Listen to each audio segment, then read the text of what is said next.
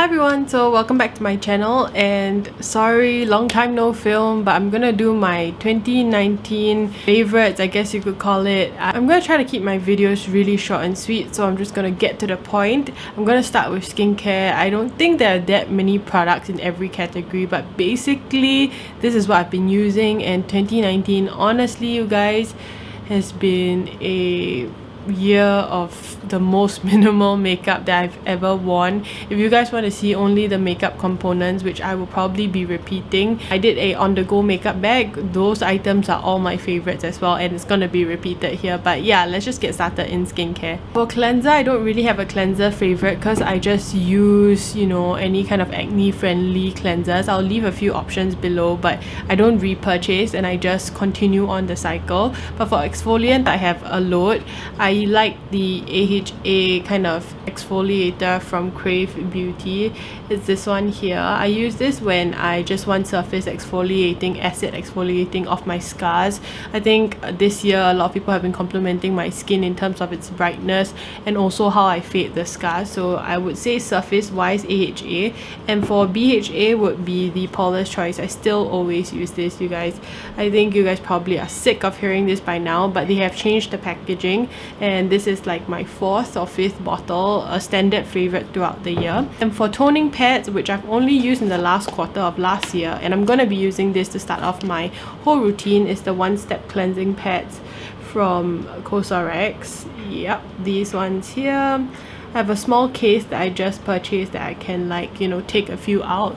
Basically it comes with like a more bumpy side and a smoother side. I don't really find that this is very physically abrasive. I enjoy that the circular motions kind of gets rid of the, you know, dried dead skin on the face, and I like that, you know, it's a pad so it's easy. For moisturizer and for serums, I have a load. I like this one from Vichy. I've mentioned this loads of times. It's the Mineral 89. It's a very syrupy consistency, pretty thick, sits really good under foundation as well. The more expensive version, but I like this one a little bit more because it's rose water infused and it doesn't break me out. It's from Chantecaille. It's called the Vitale Essence, but it's pretty much like a hyaluronic serum for me, but it's really pricey, but I'm trying to use it up. And the really affordable option and a super underrated product from Good Molecules, which is available on Beautylish, the Hylauronic Serum. So I've been using this also at the end of the year, but I really like it because it's super lightweight and it's even thinner than the Vichy, which I really like. And I like thinner products for days where I feel like, you know, I'm sufficiently hydrated, and also because I don't apply that much makeup nowadays, my skin naturally hydrates itself, so I don't really need that much hydration because I'm not applying powder or anything. And yeah, I tend to, I'm not sure why, but this year, I mean last year, I feel like I've been overproducing oil in my T-zone, so trying to balance that out with lighter products. Okay, for sunscreen, I have a whole video on sunscreen, so we're gonna just skip past that. But basically, I'm just gonna show you the routine that I've genuinely been wearing for the whole of 2019, which doesn't involve foundation, but I'm gonna talk about my foundation favorites first. You guys know Pretty Fresh came out sometime at the end of the year as well, second half maybe, and I've been loving this. Like, genuinely, sometimes I just wear a little bit of this, like one pump, and I'm good to go. Just do my brows and I'm out. But yeah, I really like it because it's hydrating and it's very kind of, it's a high light coverage, which I really enjoy, and that's what I'm going for nowadays. For more fuller coverage, I've also done a review on this, the Fenty Pro Filt'r Hydrating Foundation. Not sure if you can see, but I have a video, everything will be here. This is super full coverage and I don't find it to be too hydrating. I prefer this a lot more to the mattifying version, just because it gives me that youthful glow, and not glow in the sense that is really kind of obnoxious and obvious. It's a very subtle kind of tacky finish, and I really like it because, I don't know, I don't really like to look matte because I feel like it emphasizes things I don't want to emphasize, like my smile lines, my, you know, my eye lines or whatever. But I like the hydrating one because it has this like viscosity and this stretchability that's a little bit better for my skin. And for cushion, I really love the CMP Propolis cushion. Recommended this to a few people already.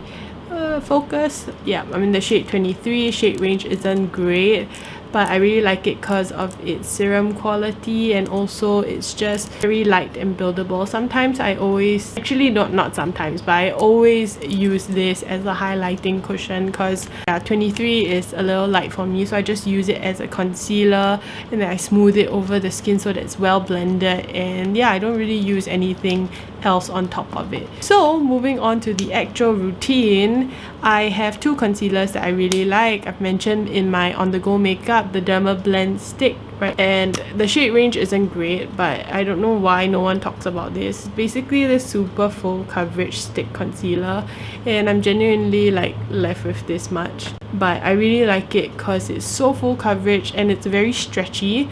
I don't know why it's so stretchy, but it always bounces back, and I feel like when it wears away, or if I rub my eyes, it wears away very naturally. It won't give you a full day wear, but it's sufficient enough for me because, like, you know, throughout the day you naturally rub your face, so regardless of how strong the concealer is, nothing really lasts that long. But I really like this because it's super opaque. Like, genuinely, you can see that I have like discolored under eyes, but this blocks it out. I'll use this shortly, but also look at how much I've used. This is the Age Rewind concealer from Maybelline. It's a hot favorite. It's super old school favorite. It's very thin, it's very emollient, and it also doubles up as foundation for me. So okay, if I have time I will do a double step, but I don't, so I'm just going to use the Vichy Dermablend stick using the mirror from the CMP cushion. So I'll just come up really close. Okay, taking this concealer, you can see how opaque it is and it's super creamy. So just put it where I need the coverage most. So I'm just going to use the CMP cushion, the puff here, and just kind of blend. You can see how well that kind of spreads, and I feel like it minimizes the look of my pores as well. I don't know why, but this creamy kind of stretchy concealer is super good on enlarged pores. So one more time, you can just see how creamy it is and opaque, and how it just smooths over the skin. But yeah, you can see that's generally like what I go for nowadays in terms of the skin. I don't like to apply foundation, just this concealer. It's super beautiful. Alright, this is just a one brand favorite for my blush, my bronzer, and my highlight would be from Nude Sticks, and there is a combination of bronzers, blush, and highlighters. So this one's Hey Honey, the highlighter. This one is Bondi Bay and also Sunkissed, which is their newer launch last year. I usually use bronzer, that's it. I like to use it on a dual fiber brush and kind of just hit the cheekbones, bring it up to the center. And I like to really blend it in, even though it will shift the concealer, but I like that look because it reveals a bit of my freckles and looks really natural. I don't think anyone has really asked me if I've worn makeup throughout last year, and that's a compliment to me because, yeah, you know, as long as they don't tell me I'm tired or whatever, not that it matters, but if I'm tired, I'm tired. But you know, usually the marker of if, you know, I am tired or whatever, but every time I wear this type of makeup, you know, no one really says anything, so that's great. Sorry, I really haven't been filming for very long, so yeah, this is what it is. So this is what it has come down to. I'm not very professional, I'm just showing you guys literally what I use. This is called Sunkissed. It's a little bit of a deeper kind of color, and oops, I put that on my cheeks, and this is a bit too much a blush, but I will just take it down a notch with the cushion later. And for highlighter, with the Hey Honey highlighter, using a finger to warm it up, just pressing the highlighter. I don't do highlighter at all actually, but the only highlighter I've been reaching for is this. I guess more for the weekends, but even then I generally don't wear highlighter anymore. But that's about it. I just like something glossy, quick to throw on, and yeah, I put it on my eyelids just a little bit. Okay, I'm definitely doing my brows off camera, but 3 brow products to recommend. Etude House Tint My 4-Tip Brow. It's kind of like a marker, and what it is a 4-tip prong kind of device, if you could call it. It's just a marker. So I really like the tone of the color itself because it's really ashy and it blends in with my brows the best. I've been using this like throughout the whole year. I need to get back up. And this was a favorite from previous year, but I still use it. It comes with the brow gel, which I don't really use, but it's the marker that I really like. You can probably sense a trend. This marker is also a very ashy tone. On the other side, the brow gel kind of looks like this kind of a brown shade, so the marker is supposed to look like that, but my marker has definitely expired. Yeah, those two marker type products which I've been using way more than pencils, but for a pencil product for my trip to Bali, I've been using this, as well as for formal occasions I've been using this brow pencil from Fenty Beauty. And I don't really like this brush, it really does nothing, but this pen is so good. And yeah, I really like the intensity of it, and this color is super natural. Yeah. Alright, my brows are done and I use the Etude House marker. So for brow gel, similarly, I don't do this every day, but generally the ends of my brow hairs are really short and I extend the marker, so I need to gel these babies down. But that being the case, Benefit Gimme Brow, very standard, I always use this. I like the clear one also, I forgot the name of it, but there's a clear brow gel from Benefit that I like as well. But most recently I found out about soap brows, the original soap brows. It's a bar of soap in a container, which is super pricey, but I ain't gonna make a bar of soap in a container by myself, so yeah, I bought it.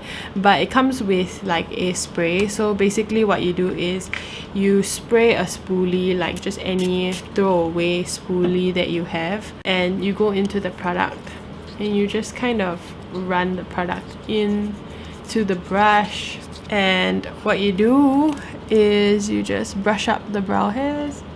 So it functions like a clear brow gel, and this gives extreme hold. Like, I'm not even kidding, I've never seen anything more powerful than soap. So you can actually use regular soap, but this has like the perfect texture. Like, it's wet but it's not crispy, so that's like super hard to find. So you can see everything's perfectly in place, very fluffy, very nice. And yep, soap brows is a thing. I can't believe it.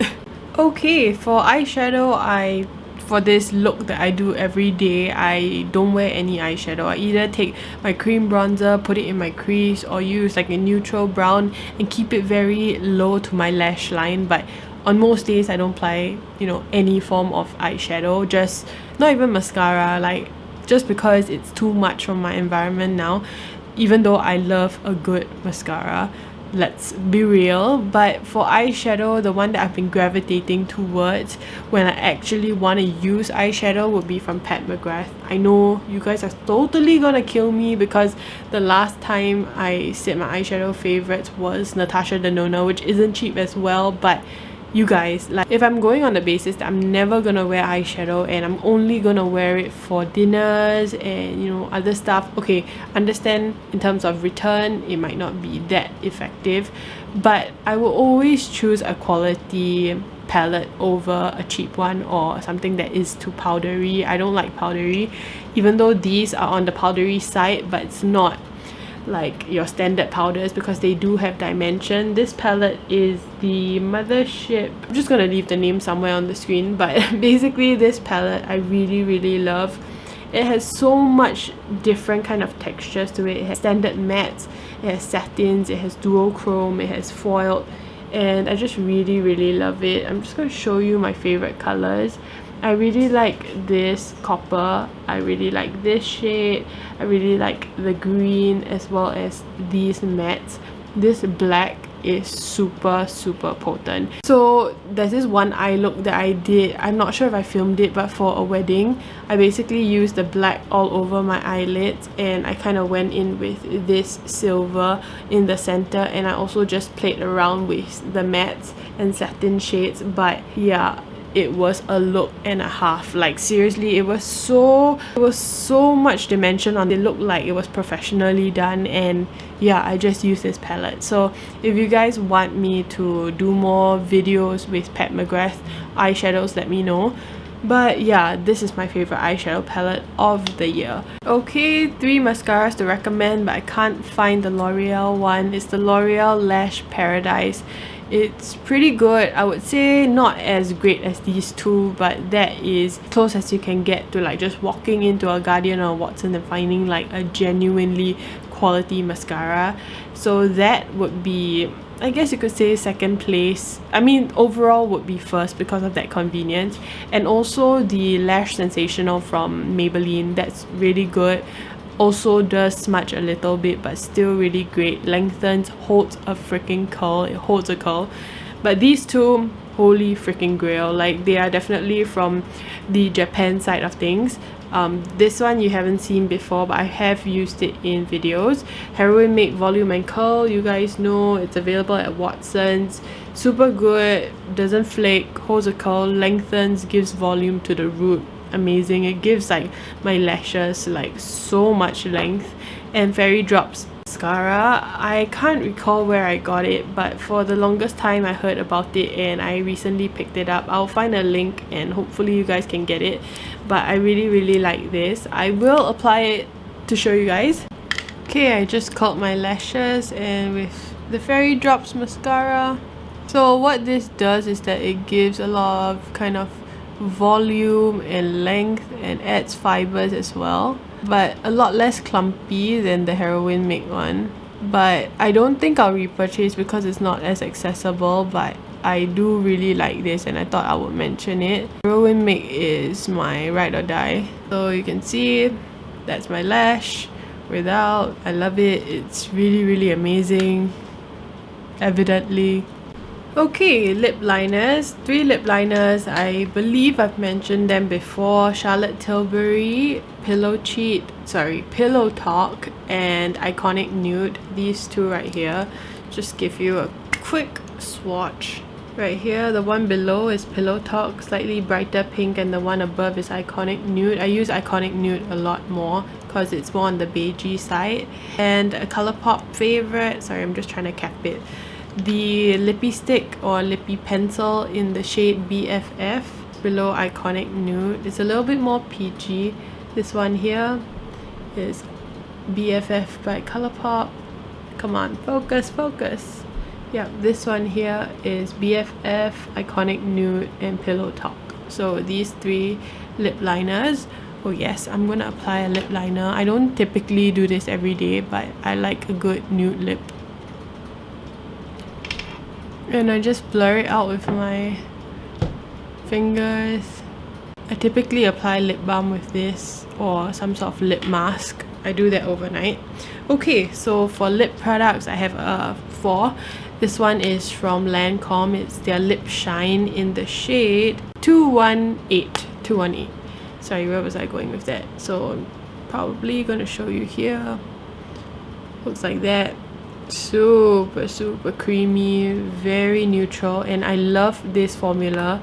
It's just so buttery and glossy on the lips. And another favorite would be from Nude Sticks. This is their lip glaze in the shade Nude 02. A more pigmented gloss, but definitely sheerable. Looks like that. My favorite lipstick from MAC. This is in the Love Me line in Trailblaze. I don't know why I've been gravitating towards the pinkier ones, but this shade, the more peachy shade, is definitely more my cup of tea. But these are the lipsticks I've genuinely been reaching for. And last but not least, a super late find, but from this All Natural brand. I genuinely am trying to find products that are of this consistency. It's basically a lip oil. I used to use the YSL one, but I convinced myself that it's way too bougie for the price point. And yeah, it's basically a lip oil. You can see it's barely any color, but what I like about it is that it transforms your lip liner into a lipstick. And yeah, you can see it has a very slight tinge of red, but nothing much. But yeah, I probably will just use this and So you see that just gave the lip liner a bit of a red undertone, and it's just a lot more hydrating looking. And yeah, these are my favorite lip products, and that honestly is the end of the video. Punch it up. I'm just gonna put annotation, if you know you know, but so yeah, that's my 2019 favorites.